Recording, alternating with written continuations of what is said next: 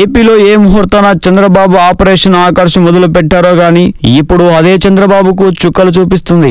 ఇప్పటికే శిల్పాతో సహా అనేక మంది టీడీపీ నేతలు వైసీపీ గూటికి చేరుతుండగా ఇప్పుడు తాజాగా టీడీపీ ముఖ్య నేత వైసీపీలోకి దూకడానికి సిద్ధంగా ఉన్నట్లు సమాచారం. ప్రకాశం జిల్లాలో టీడీపీకి చెందిన ఓ ఎమ్మెల్సీ జగన్ గూటికి వెళ్లడానికి సిద్ధంగా ఉన్నారని విశ్వసనీయ సమాచారం. అందులో భాగంగా ఇటీవల వైసీపీ అధ్యక్షుడు జగన్మోహన్ రెడ్డి కలిసి ఆ నేత చర్చలు జరిపారని, కరెక్ట్ టైం చూసుకుని వైసీపీలోకి చేరేందుకు సిద్ధంగా ఉన్నారని సమాచారం.